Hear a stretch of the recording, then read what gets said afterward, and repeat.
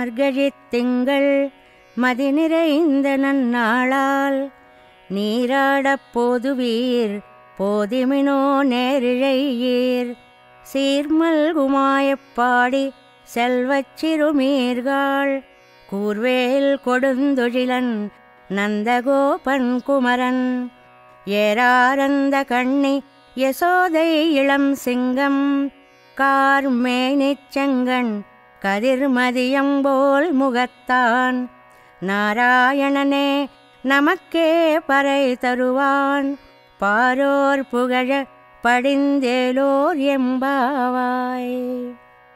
తిరుప్పావై వ్రతాన్ని చేయడానికి అనుకూలమైన కాలం ఈ మార్గశి మాసం. అందువల్ల ముందుగా ఆ కాలాన్ని స్తుతించింది తల్లి. ఈ వ్రతం చేయడానికి తగిన వారెవరో, వ్రతం వల్ల వచ్చే ఫలితం ఏమిటో, సాధనం ఏమిటో ఇందులో అమ్మ చక్కగా వివరించింది. ఆహా, ఇదిగో మార్గశీర్ష మాసం వచ్చేసింది. వెన్నెల నిండిన మంచి రోజులు వచ్చాయి. అందమైన నగలు ధరించిన ఓ గొల్లభామలారా, ఈ వ్రేపల్లె సంపదలు నిండిన ఊరు కాబట్టి ఐశ్వర్యంతో తొలుతీగే బాలికలు మీరు. మీకు మార్గశీర్ష స్నానం చేయాలని ఉందా? ఉంటే చాలు, రండి, మా ముందు నడవండి. శ్రీకృష్ణుని తండ్రి నందగోపుడు.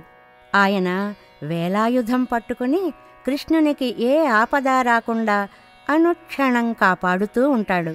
మరి తల్లి యశోదమ్మ ఎంత అందమైన కళ్ళు ఆవిడవి. ఆవిడ దగ్గర బాలసింహంలా ఉంటాడట మన కన్నయ్య. నీలమేఘశ్యాముడు శ్రీకృష్ణుడు.